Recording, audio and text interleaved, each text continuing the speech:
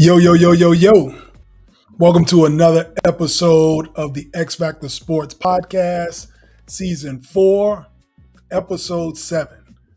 Glad to have y'all in. We got a great show for y'all tonight. Looking forward to it. We got WNBA news, we got NHL second round, and of course, NBA awards and second rounds, who we think is going to the conference final. You don't want to miss out. I'm glad y'all are tuned in tonight. Before we get into all of it, you already know the X-Factor Sportz Podcast is on YouTube, Facebook, TikTok, Twitter, and Instagram. Be sure to catch every show on Wednesday nights. Also, you can catch us on Rumble. Be sure to subscribe, like, and share, and follow on all the platforms. And then you can also catch the audio on all the audio spots: Apple Podcasts, Spotify, iHeartRadio, Google Podcasts, Pandora. Anywhere you can listen to a podcast, you will catch the X-Factor Sportz. So be sure to tune in and check us out. All right, like I said, let's get into it. We got a great show. We're going to get right to the layup lines. We're going to get into what we have going on in sports today. All right, first things first, the ladies always. The WNBA has started. The preseason is underway. Shout out again to the Chicago Sky, getting Cardozo and Angel Reese. They look great in their preseason games. But this season, even with the Caitlin Clark, all the new rookies coming in, this season is about history. It's about a dynasty forming in the Vegas Aces. The Las Vegas Aces are trying to three-peat, do something that has only been done one time in the history of the WNBA. And it was done by the Houston Comets in the first 4 years of the WNBA league. So the Aces are trying to win 3 straight WNBA championships. They're favored to do it. So we'll see. Their title defense starts now. And to be the first team to do it since the Houston Comets back when I was a shorty is crazy to see that another team can do it. I had to go back and make sure that was right. I thought Maya Moore and Simone Augustus in Minnesota, I thought they won 3 straight. But they won 3 in like 5 years. Like they won one, lost one, won one. They went to the finals. I think they went 6 times and won 3. So they didn't do it. Then I thought Lisa Leslie did it, but she went back to back. And then Candace Parker won a 3rd one. Then I thought Bill Laimbeer did it with Detroit Shock. And I think they won 3 or 4, but never consecutive. Nobody could win them consecutively. Diana Taurasi didn't win them consecutively. So this will be the first team since Cynthia Cooper and Cheryl Swoops and Tina Thompson to win 3 straight. Also in WNBA, congrats to Sue Bird. Sue Bird is a retired WNBA. She will be in the Hall of Fame. No questions asked. But congratulations to her because she has some ownership stake in the Seattle Storm. Congrats to her. Shout out to Sue Bird. They are letting the women do their thing. I think it's beautiful. I think that NBA should do this as well. If a player carries your league, carries your franchise, they should have some ownership stake, some opportunity to grow in that business, in the house that they built. KG tried to do it in Minnesota. They didn't allow it. So he's kind of got a sour relationship with them. I feel like Bird and Magic should have been able to do it for what they did to the NBA. Hell, some people can argue they should have a stake in the NBA. But obviously you can't do that because it's franchises. But in the Lakers ownership group, Magic Johnson should be a part of that. Bird should be a part of the Celtics ownership group. Jordan should have been a part of the Bulls. LeBron, he's probably going to have his own team, but if he didn't, I would argue he should have a ownership stake in the Cleveland Cavaliers. When Daniel Gilbert bought the Cavs back in the early 2010s, they were worth like $400 million. When LeBron left that second time, they were worth $1.2 billion after him getting there for 4 years and taking them to the finals. I think he has the right to have some of that ownership stake. But I don't want to get too far off the path. Y'all understand where I'm going with it. Congrats to Sue Bird. And maybe this is a trend. Maybe they will do this with like a Diana Taurasi in Phoenix. Maybe if Stewie can win some WNBA titles in New York, maybe they do it in New York with the Liberty for her. Who knows? We'll see. But congrats to Sue Bird. A team she helped win titles. Now she has some stake in them, and she's got 4 of them. So 4 rings, you got to show some love for that. Also, they're getting live streaming now. So you can catch WNBA live streaming, go online and see what sites they're streaming live games on. This could be the Caitlin Clark effect, but everybody in the WNBA can take advantage of it. Especially, I hope the girls in Chicago, the women in Chicago, the Sky, hopefully they can take advantage of it too. So congrats to the WNBA. Moving forward, moving the needle. We getting ownership for the ladies. We getting live streaming. We got history in the making coming up with the Aces. So salute to the ladies, all right? Now, on to the NHL. Crazy games last night. I don't know if y'all follow the NHL, but you should. This is follow the WNBA or the NHL. We just talked about, but the NHL. We had 2 overtime games last night in the second round. I'm going to start with the Rangers and the Hurricanes. That went to double OT. The Rangers were losing 3-2. They end up tying it up in the third period, sending it to double overtime, and they end up winning it 4-3 in double OT and taking a 2-0 lead. And you get a 2-0 lead in a 7-game series in hockey, it's a very, very good chance you win the series. I think it's like 83% of the time. If you're up 2-0, you win the series. So that was a huge, huge win for the New York Rangers. And now they're going to the Hurricanes for games 3 and 4. And we had another overtime game last night. The Avalanche and the Stars, Dallas Stars. Yesterday was a sad day for Dallas, for the city of Dallas, NBA and NHL. The Dallas Stars went up 3-0 in the first period on the Avalanche. And the Avalanche came roaring back, tied it at 3, got it to OT, ended up winning the game in overtime, another 4-3 overtime win. And still, if you want to talk about stealing a game, the Avalanche stole game 1 last night. That could be a huge momentum shift. The Dallas Stars are favored to win the series, but the Avalanche taking a game like that on the road, we'll see if the Dallas Stars could bounce back. But, man, the games was crazy. I had to stay up late to watch them all, but it's all good. So, congrats to them. Game 1 underway. And then tonight, we got the Canucks and the Oilers playing tonight, game 1. And then the Panthers and the Bruins got game 2 tonight. The Bruins are already up 1-0. They went up 1-0 on Monday. So in the NHL, I think it's going to be very similar to the NBA. I got New York and Boston in the Eastern Conference Finals in the NHL. And then I also have them in the NBA, and I'm going to get to that in a later segment. But I got the Oilers beating the Canucks in that series.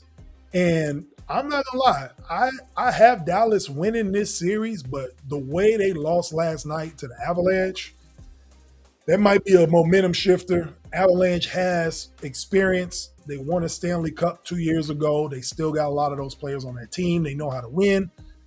It doesn't matter what seed they're in. They play with experience. So that'll be a fun series to watch. But I think the Oilers go to the Western Conference Finals and then Boston, New York. All right. Now, some NBA awards. We got some of them right. We got some of them wrong. But we got majority of them right. All right. So Mark Dejounte from the OKC Thunder won Coach of the Year. We picked Jamal Mosley from Orlando. I thought he deserved it. He was one of the finalists, but Mark Dejounte got it. Number 1 seed in the Western Conference, second youngest team in the NBA. He deserved it, so it's all good. Wemby wins a unanimous Rookie of the Year. The third San Antonio Spur in franchise history to win Rookie of the Year. David Robinson, Tim Duncan, of course.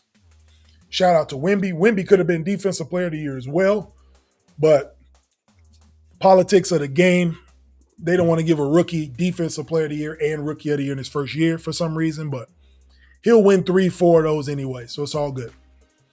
Steph wins Clutch Player of the Year. Based off the numbers, I thought LeBron should have got it, but they gave it to Steph. Steph was in the running with the same numbers statistically, so I guess it just came down to votes. Steph won the votes, so he got Clutch Player of the Year.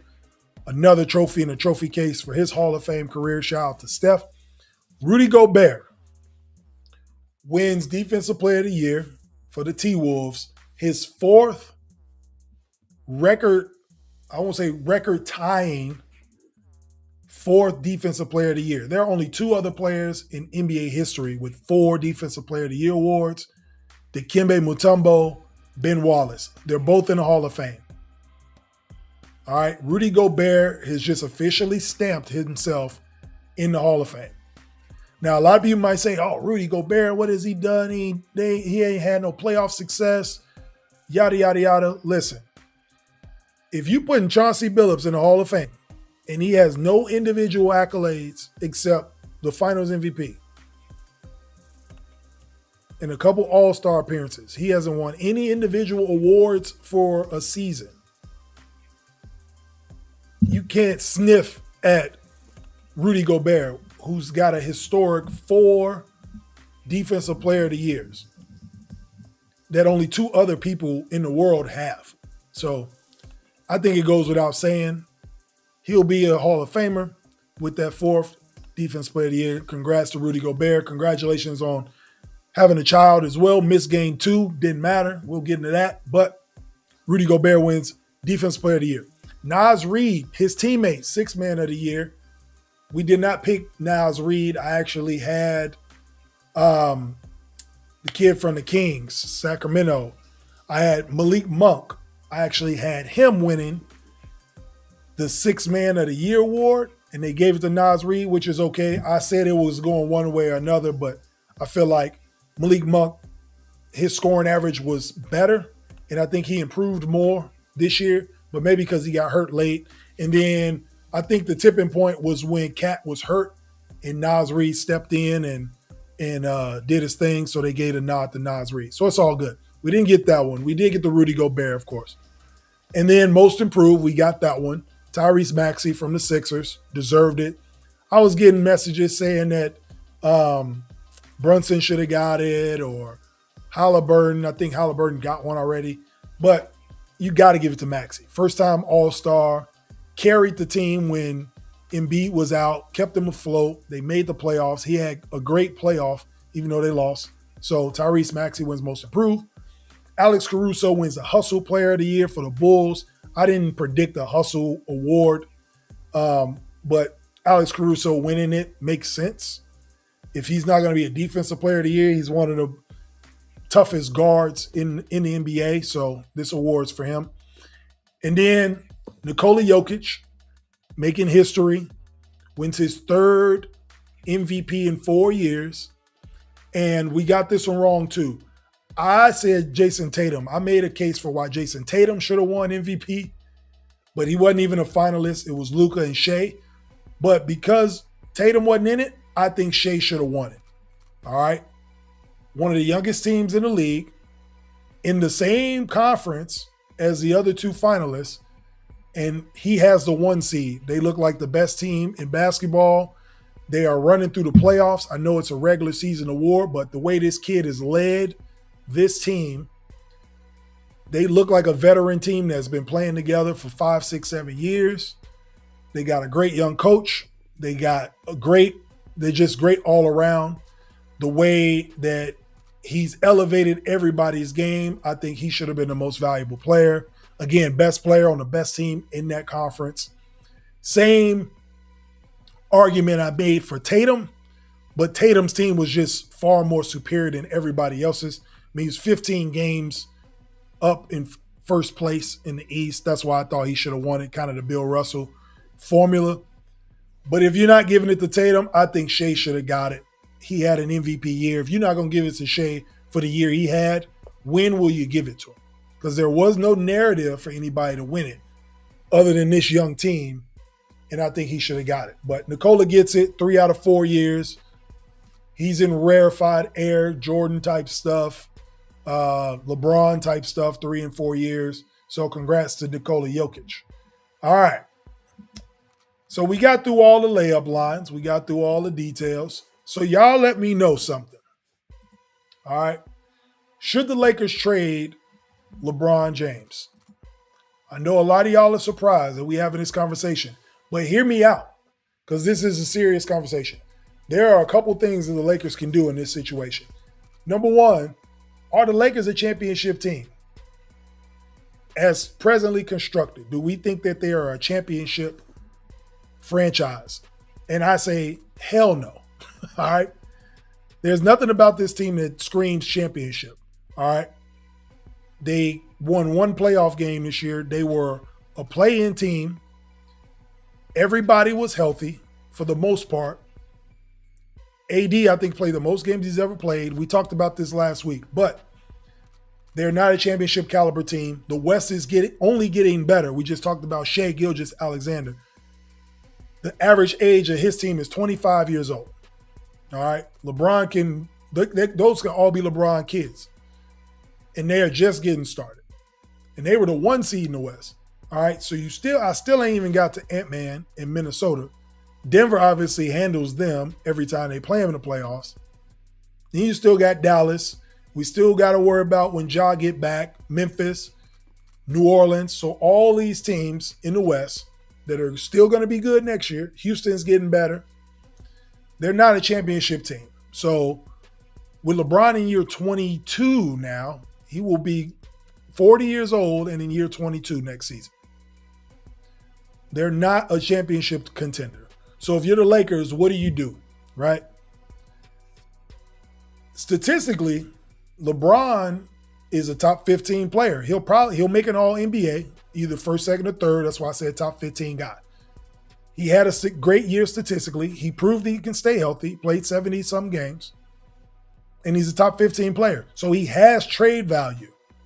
Even in year 22, he'll have trade value from a production standpoint, and he'll have the value monetarily, right? Because it's LeBron James. People are going to want to see LeBron play on this team. So that's one of the reasons I think they should trade him. They will have the leverage with anybody they want to trade for. He's going to opt into his contract, which he should do. That'd be the smart thing to do. I think he's making like 51.4 next year if he opts in. So go ahead and opt into that contract. You know what I'm saying? And then the Lakers can make a decision. Now you know what his cap hit is. And you trade and get pieces to fill that in. You can get 3 or 4 players. You don't have a first round. This is the Lakers. You don't have a first round draft pick in 2025. Oh, my bad. Yes, in 2025, you don't have a first round pick. And in 2027, you don't have a first round pick. So you can get those picks back, trade LeBron for 2 or 3 other players, fill that cap space, and now you can rebuild. Now you get Adrian Griffin as a coach or Monty Williams out of Detroit. Coaches that can actually build with young guys because LeBron ain't going to stick around for a rebuild in year 22. And now you can build your team with good coaches and build around players that will actually listen and allow them to coach and develop them. So that's what the Lakers can do. That's option A. You trade LeBron, get in a young coach, start rebuilding. Option B. It's still a roundabout way of getting LeBron out of LA, but you can do it this way also. You trade Anthony Davis. Right? If you trade AD, you're telling LeBron that we are rebuilding. All right? So if you don't have the heart, if you're Rob Pelinka and you don't have the heart to tell LeBron, we're going to trade you, you trade AD. And then LeBron is smart enough to know, okay, the writing's on the wall. They're not trying to do nothing here if they're letting AD go. So they're looking to tear this thing down. So you can do one or two options. If you let AD go, which is option 2, So trading AD, you almost indirectly get your picks back, you save on cap space, and again, LeBron leaves because he doesn't want to be rebuilding at this stage of his career. I don't know what he's playing for, if I'm being honest. He can't honestly believe that this is a championship roster. So maybe the focus is to play with Bronny. And so if you are the Lakers, this is another way for you to get from underneath the sideshow that would be Bronny James. Not saying that his game is a sideshow, but he's going to come to the NBA and he's not ready to play NBA basketball. So you don't have to deal with the circus that is Bronny James and the media circus, for lack of a better term, right? So if you move AD or LeBron, AD leaves or LeBron leaves. Now you don't have to worry about Bronny coming there. Whoever wants LeBron, now that's a package deal because LeBron can go anywhere that is looking to have Bronny. You can have me too. So he can do something like that if he wanted to, right? There's rumors Golden State want him, Kuminga and all those dudes. I don't know if that's happening, if they're going to tear that down or not. They need to. We talked about that a couple episodes ago about letting Draymond go and getting something for Clay while his value is still something. But yeah, those are the two options. I think you trade AD, LeBron will leave, he'll exit stage left, or you just come right at him and say, thank you for your years here in LA. This is not a championship team. We are going to rebuild. We're going to go get Adrian Griffin because he proved to be a good coach. He just had veteran guys, so they clashed. I think he would do much better with a younger group where he can build with, or Monty Williams, get him out of NBA Siberia and let him actually coach in some sunshine, get him to LA. So that's what I'm thinking right there. Y'all let me know what y'all think. Should the Lakers trade LeBron or AD and start the rebuild now? Or should they stick with this team and deal with whoever LeBron chooses to be the coach for the next 2 years while he's still there and then leave? I don't think they need to do a farewell tour and all this stuff and just lose a bunch of games. They should have learned from when Kobe was older. Not saying they should have traded Kobe, but learn from the antics or the farewell tour that everybody was just there to watch, but there was no substance. They weren't really winning games. So why go through that again? So that's what I'm saying. Y'all let me know what y'all think. Should they roll out with LeBron and AD and start fresh, or try this again one more year? Y'all already know how I feel about it. Go ahead and trade my man. All right. He had a good career. Trade him. Let him go and do whatever you want to do. Now the choice is his to retire or not. All right. So now we can segue into round 2 of the NBA playoffs. And we're going to tell you who we think is going to the conference final. All right. Now that we got everybody that's played at least a game, we can talk about who's going where and why. First, I want to start in the East. Boston and Cleveland. All right, last night we saw what Boston did to Cleveland, smacked them. Again, game ones are fill-out games, so you can't take too much out of it. But in this particular case, I think Boston is the better team. I don't think that's a surprise to anybody. I don't think Cleveland will have an answer for Jaylen Brown. They were able to let Paolo Banchero do his thing and still kind of hold off everybody else and win that series, but it took them 7 games to do it. Cleveland's role players are not good on the road. That's what we're starting to see. Boston's players are good everywhere. They're deeper. And if you don't have anything for Jaylen Brown, when Jason Tatum decides to go off, then you got to worry about him. But the unsung hero, the guy that might need to restructure his contract, is who they probably need to worry about more, is Derek White. Where did Derek White come from? All right. This dude, Derek White, in the playoffs is averaging 23 a game and shooting 55% from 3. All right. Had a 38-point game in round 1. Like, I don't know where this dude came from, where his confidence came from. I know where he came from, obviously, but his productivity is through the roof. Like he was averaging 9-10 points a game in the regular season, and he's up to 23, shooting 55% from three. Crazy. So when you got a guy like that with the confidence, the way he's playing with Tatum and Brown, it doesn't even look like they need Porzingis for this series. And I think they're going to sit him as long as they can, as long as they need to. But the Cavs may be in trouble because, one, like I said, the matchups that they would have to deal with on the offensive end of Boston. Then Jared Allen. They saying Jared Allen can't even sleep because of his ribs that he's got. He's got a couple cracked ribs. I'm sure it's hard to breathe with him. Very uncomfortable. Ain't no way he can play in an NBA playoff game. So just taking another rim protector out for Cleveland is going to put them in trouble as well. I think the Cavs might be overmatched. So I got Boston going to the Eastern Conference Finals. I say this series will go Boston like to play with their food. So I'm going to give Cleveland 6. I'm going to say 2 games. I'm going to give Cleveland 2 games, and this series will go 6. Cleveland plays really well at home. Their role players don't really play good on the road. So we'll see what happens with that. But I got Boston in 6. Knicks Pacers. Okay, so a lot of people probably saw this game a lot differently than I did. The Pacers could have won this game. Even with the bad calls, they still could have won. They played at a great pace. They just made a lot of mistakes in the end. They turned the ball over in the fourth quarter. It was a lot of bad turnovers.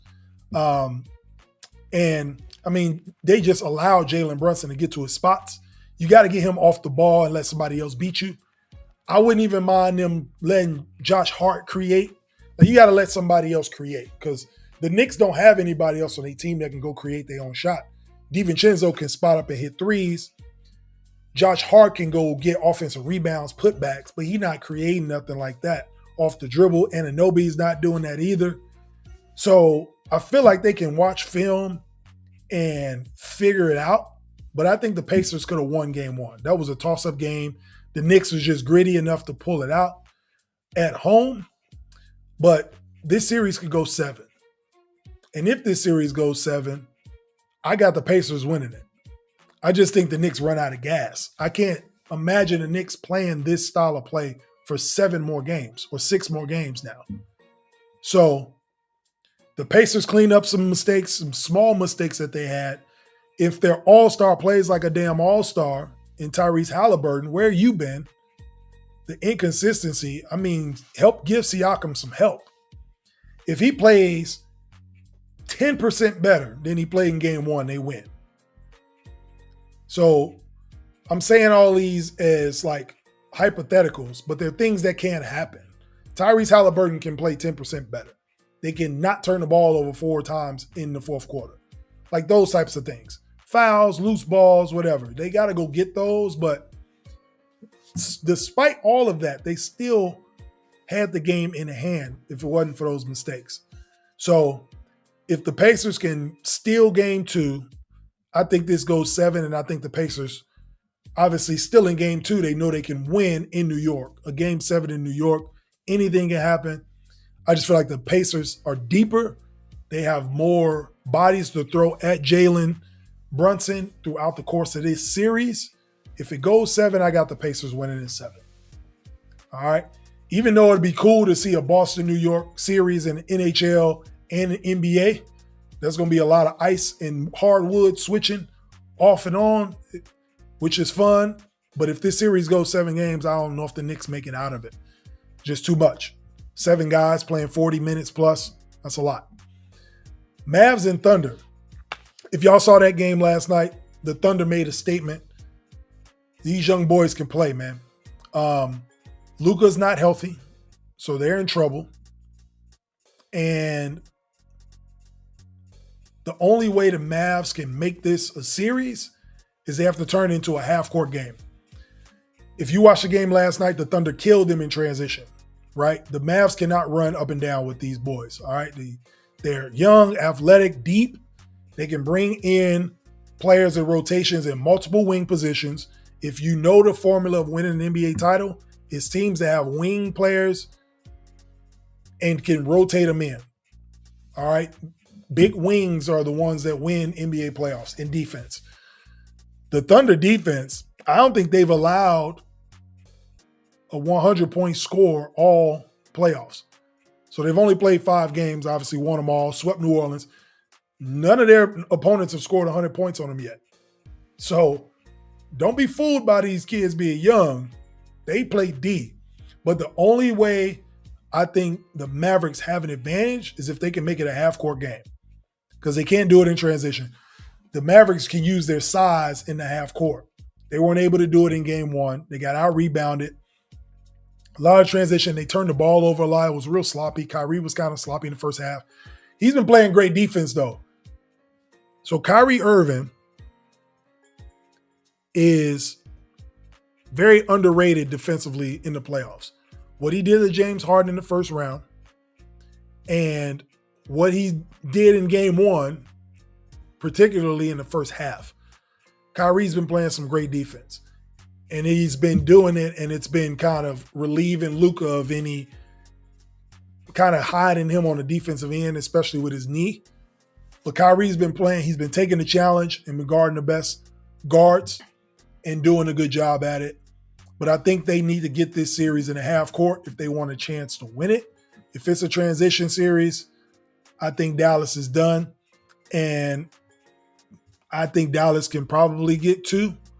So I'll say OKC in 6, because I don't know how they figure out this rotation with the Thunder. They have just so many good players coming off the bench with energy.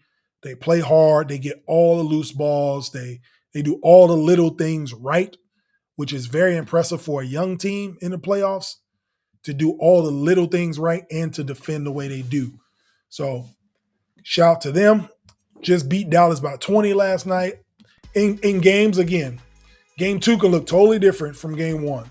But I just feel like the way the Thunder have been rolling, and nobody's challenged them yet. So until they get challenged, I got them winning this series until seen otherwise. And then last but not least, we got the T-Wolves and the Nuggets. The Nuggets are done. Okay. If y'all ain't been watching, not only did they lose 2 games at home, and they got to go to Minnesota down 0-2. Rudy Gobert didn't play in game 2, and they still lost. Jamal Murray is literally throwing in the towel, getting fined $100,000 for throwing in the towel. I wish I could put the meme up of Rocky in Rocky 3 or Rocky 4 when Drago killed Apollo Creed and the trainer was like, throw in the damn towel. They should have been playing that on the Jumbotron. So, yeah, so the Nuggets are done. All right, down 0-2. I don't see them coming back. Jamal Murray's not healthy. They're complaining to the refs. They are crying about every call. And the Timberwolves are just beating them. They're just more physical. This T-Wolves team is made for the playoffs. They play physical. They rebound. They got a star in Anthony Edwards. Everybody plays their role. They're hitting jump shots. Jaden McDaniels is a monster on defense. Nickeil Alexander is literally laughing as he's guarding Jamal Murray 94 feet, making him turn. Yeah, I think I won't say they don't respect the Nuggets. I would say that they think they're better than the Nuggets. They feel they are playing in this series. They're not playing like a team that's saying, let's see if we can beat this team. They're playing this series like we are better than them and we're going to beat them. That's a difference. So if you watch, like in game 1 of the OKC Dallas series yesterday, like I don't think OKC feels like they're way better than Dallas. They think they're obviously better because they're the 1 seed. But the way they played, it was like we gotta respect them. We know they're good, but let's stick to our game plan, play good defense, get in transition, let Shea be the maestro. the way the Timberwolves are playing is like, no, we better than y'all. We know we better than y'all, and y'all can't do nothing about it.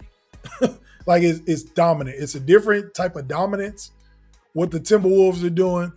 And we're learning that the Denver Nuggets struggle with size. Nikola Jokic struggles against tall players, tall athletic guys.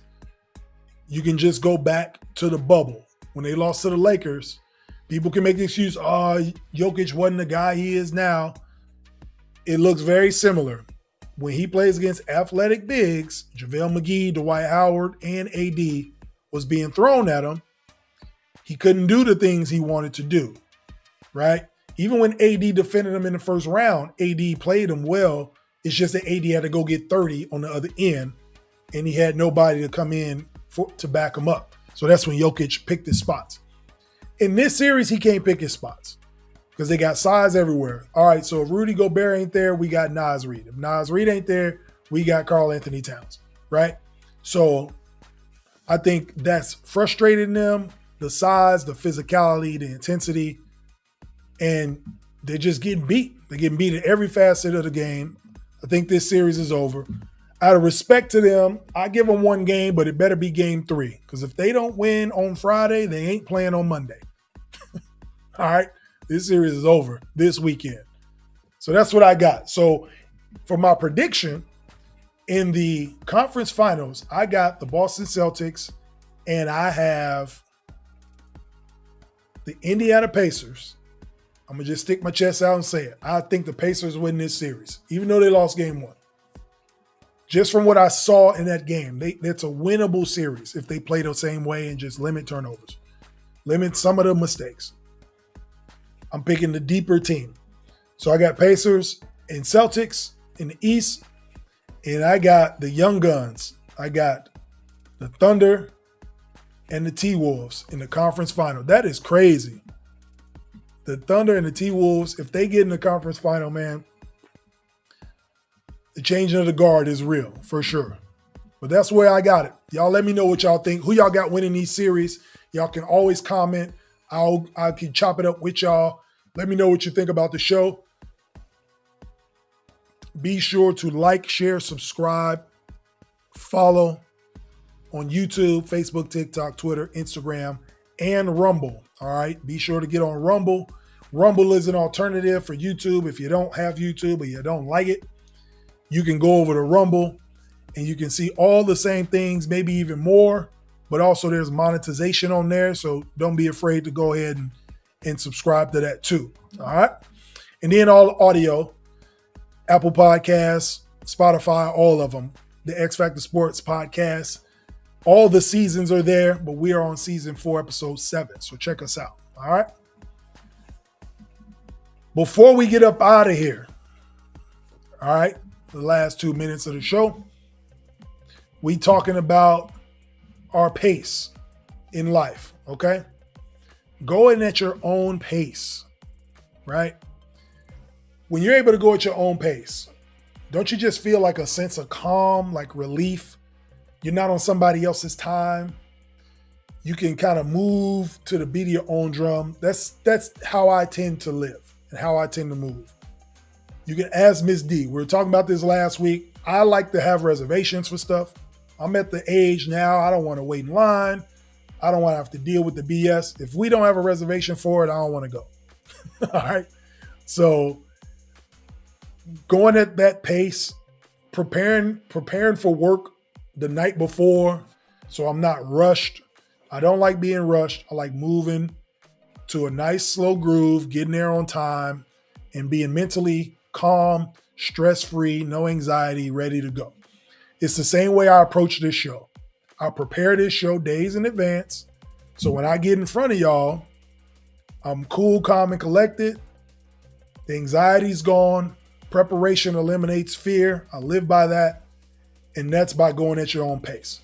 So in life, try to figure out how you can figure out your pace first, and then learn how to go at it. How do you prepare? How do you get yourself set up for the next day or the next move or the next idea?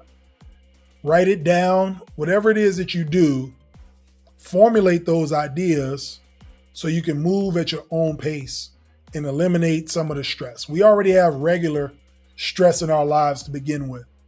So if you can eliminate some of that unnecessary stress and go at your own pace, why not do that? All right. This is Jay Mondane of the X-Factor Sportz Podcast. Appreciate y'all tuning in to episode 7. Next week, we got episode 8. We may be on to the conference finals in hockey and in basketball by next week. I know the way that some of these teams looking, like the Nuggets, they might not even be on the next episode if they get beat by Ant Edwards and them. But tune in next week anyway. We got some NFL for y'all. They starting training camp. Joe Burrow is back. So we're going to talk about some NFL as well. Kind of what we think teams are going to look like. And then we'll get into some more playoff action. This is Jay Mondane of the X-Factor Sportz Podcast. Peace.